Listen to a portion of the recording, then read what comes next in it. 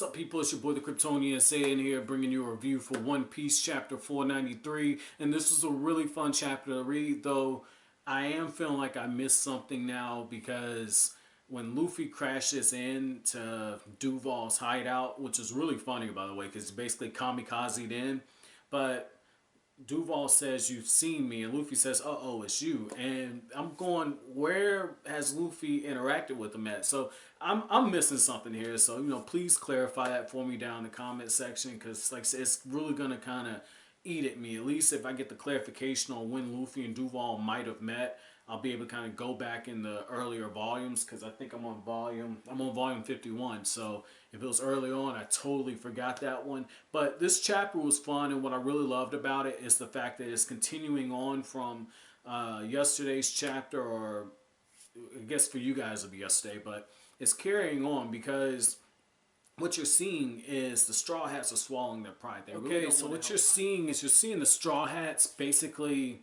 they're putting aside their own distaste for Hachi in order to follow Captain's orders, which again, it just shows, how much Luffy's grown on them as a leader, as well as the fact that everything Luffy's gone through, from what happened at Aokiji to what happened in Enies Lobby, you can tell he's pretty much won the crew over. I feel like they were firmly in the Luffy camp before, and yet at the same time, because of all these strong personalities, you did have a possibility that some of these characters might go their own way. I don't think we'll see any defections or anything now because of everything that's happened, and it's very fitting to even bring that up, given the fact that in the covers pages, we actually see Rob Lucci being rescued by, I believe it was Blue Note. And that was pretty cool, the fact that Oda's connecting all the way back to Enies Lobby even now. And what's also very interesting is the fact that if you go back, I believe, it's about 200 chapters ago, if you go back, you actually see Hachi arriving at Fishman Island, and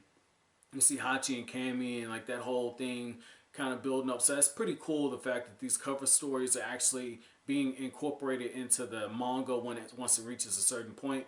And the Straw Hats are playing catch up. Yet we as the readers, because of the cover pages, we know just exactly what's going on in this universe. Now, what really made this chapter really, really fun was the fact that you see all these men just coming out the ground, the sea. They got their wave riders. They're basically going all over the damn place. They're flying through the air. They're dropping the bombs. Sanji's just like, he's got a cigarette. He's like, hold my cigarette for a second. I almost turned to a Sanji fanboy, yo. He's like, hold my cigarette for a second. If you hurt any of the ladies, I'm not going to let you live. Usopp's freaking out because these bombs are coming all over the place. And Sanji's just kicking these damn bombs left and right, sending them back into the air. That was so damn cool, man. That was really cool. It's like Zoro does something really epic, and then Sanji, 7, 8 chapters later, Sanji gets his moment, man. And I can see why there's a Sanji Zoro pissing contest in the fandom. That's pretty cool, the fact Oda kind of gave him that moment. And I like how when you get that one shot after Zoro cuts Hachi's ropes and everything, Zoro, after Luffy and everybody, Luffy, Brook, and Chopper basically almost drowned because Luffy's stupid ass ended up in the water, and Brook and Chopper tried to jump in to save him, which is so funny because it's like you have 3 idiots on the ship now. But while they're being basically scolded by Nami, filling in that typical shonen female character trope role of, hitting and shouting whenever she's upset or worried or agitated. So while that's going on, you got Zoro. He's got the swords, drawn and everything. He's looking down. And I'm thinking, oh shit, Zoro's about to get it in. And then I'm like, wait, he just cut Hachi free. And Hachi, if you remember, he's not that bad. He's not that bad of a fighter. He actually pushed Zoro a little bit, but at the same time, that was more so because Zoro was fucking injured. I mean, he had just fought against Mihawk in the Don Creek arc and everything on the Barate. So you got to keep that in mind with that. And even Zoro's just like, I don't remember you doing that much damage to me. No need to feel bad. So it just kind of confirms Zoro was really, really bad off when that happened. So what I thought was pretty cool is the fact that we find out that these guys, they had Hachi tied up. Hachi was just getting the hell beat out of him the whole time. And as they start talking trash, like, oh, you didn't learn your lesson, Hachi just one-shots these dudes. So it lets you know that not everybody that the Straw Hat's going to fight are going to be really powerful. A lot of them are going to be fodder. And I'm okay with that. I'm okay with that because I know, like, as you get deeper into the Grand Line, you know, people get more powerful, but at the same time, I don't. This is gonna be so ironic because, like, a lot of you guys know that I like Dragon Ball, and once you get past the first 193 chapters and you get into Z, like, the power scaling just it gets broken. Like, it literally gets broken. Like, Goku goes from a power level of 8,000 a base to 3 million.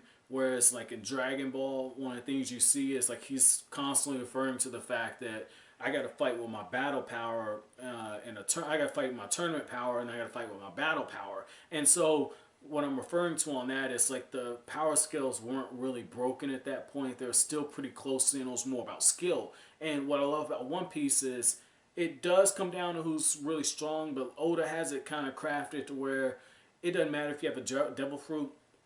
If you can outthink your opponent, you can probably get the win. And that's where Luffy, being so unorthodox, comes into play. And that's brings me into Brook, because one of the things we see with Brook is just getting so down on himself because he can't really help the Straw Hats. It's his first battle as one of the Straw Hats. And this is where him fighting Fodder comes into play, because it'd be cool to see him kind of tag team with Zoro, taking on a really strong opponent. But to get these little warm-up reps in is really important because, I mean, we just had Rob Lucci.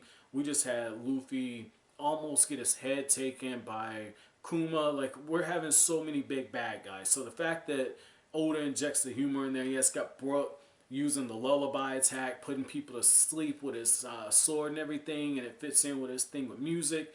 It's really cool, and it's going a really long way in differentiating between the fact that we have two swordsmen in this crew, because one of the things that could get lost on the fact is that Zoro's got a sword, Brook's got a sword. What makes them different?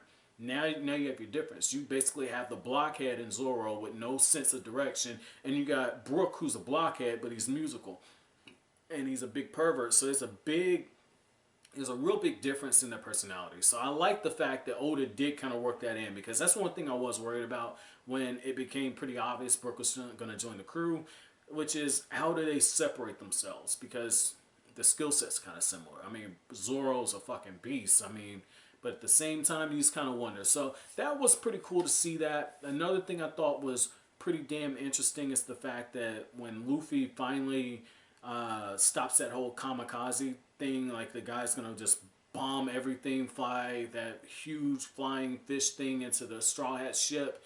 Sanji and Luffy have a really good combo attack. Sanji comes in, kicks this dude.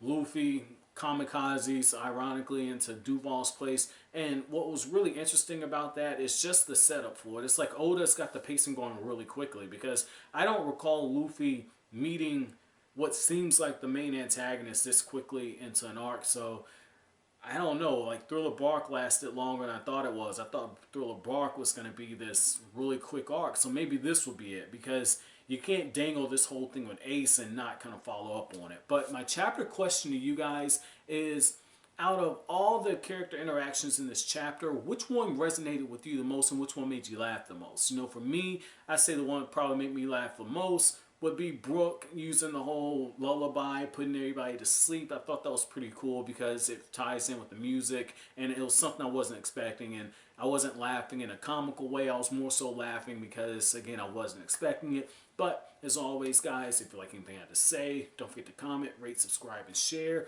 Thank you so much for watching the end of the video, guys. Have an awesome day.